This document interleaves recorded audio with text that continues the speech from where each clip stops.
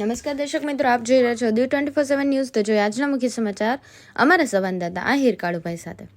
ગુજરાત સરકારના માનનીય મુખ્યમંત્રી ભૂપેન્દ્રભાઈ પટેલ સાહેબ દ્વારા ગુજરાતના સામાન્ય અરજદાર પણ મુશ્કેલીને અનુભવે અને અરજદાર સાથે આત્મીયતા કેળવાય તેમજ અરજદારને ઝડપથી કામગીરી થઈ શકે એ માટે કર્મચારીએ કર્મયોગી બનીને કર્મ કરે એ માટે સરકાર દ્વારા કર્મયોગીની તાલીમ ગુજરાતભરમાં ચાલુ કરવામાં આવી।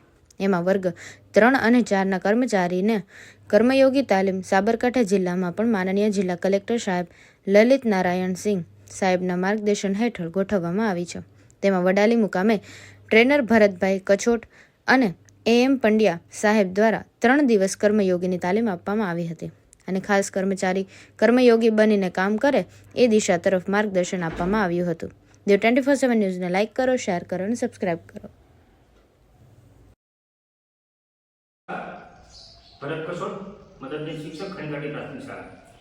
ખાસ કરીને ગુજરાત સરકારના માનનીય મુખ્યમંત્રી ભૂપેન્દ્રભાઈ પટેલ સાહેબ દ્વારા કર્મચારી કર્મયોગી કઈ રીતે બને અને અરજદારોને કઈ રીતે કામગીરી કરે એ માટે થઈને ખાસ કરીને ગુજરાતભરમાં કર્મયોગી તાલીમનું આયોજન કરવામાં આવ્યું છે। ખાસ કરી અને વર્ગ 3 અને 4ના કર્મચારી કર્મયોગી બને એ માટે થઈને સાબરકાંઠા જિલ્લાના માનનીય કલેક્ટર સાહેબ લલિત નારાયણ સિંહ સાહેબ દ્વારા પણ સાબરકાંઠા જિલ્લામાં પણ કર્મયોગી તાલીમનું આયોજન કરવામાં આવ્યું। વડાલી તાલુકા મુકામે ખાસ કરી અને હું અને મારા સાથી મિત્ર પંડ્યા સાહેબ દ્વારા વર્ગ 3 અને 4ના કર્મચારીઓ કઈ રીતે કર્મયોગી બને અને કઈ રીતે અરજદારોને મદદરૂપ થઈ શકે એ માટે તાલીમનું આયોજન 5, 6 અને 7 તારીખનું રાખવામાં આવ્યું। ખાસ કરી અને સરકારનો હેતુ એ છે કે કોઈ પણ અરજદાર આવે તો એને સાથે કઈ રીતે વર્તણૂક કરવી અથવા એને કઈ રીતે સાંભળવા અથવા તો એની જે કંઈ પણ રજૂઆતો છે એ રજૂઆતોનો યોગ્ય નિકાલ કઈ રીતે થાય એ દિશા તરફ ખાસ કર્મચારી એક કર્મયોગી બની અને એક માનવતાની દ્રષ્ટિએ તેમનું ખાસ કામ કરે।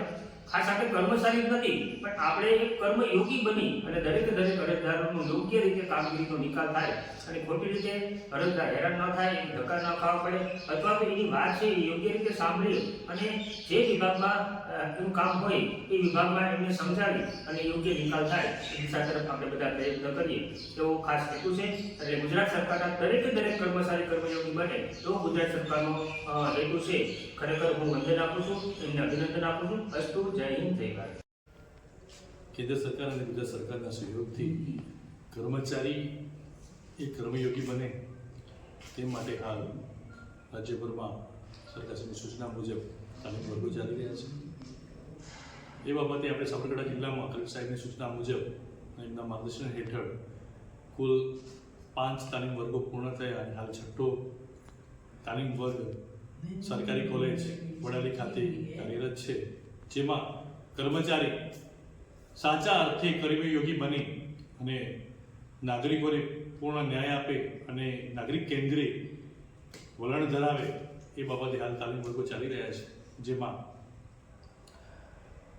હું અશ્વિન પંડ્યા અને મારા સાથી ટ્રેનર ભરતભાઈ કછોટ દ્વારા વડાલી સરકારી કેન્દ્ર કોલેજ ખાતે તાલીમ વર્ગ હાલ ચાલી રહ્યો છે, જેમાં સાચા અર્થે કર્મચારી કર્મયોગી બને અને એ દિશામાં કામ કરે તે માટે હાલ તાલીમ ચાલુ છે।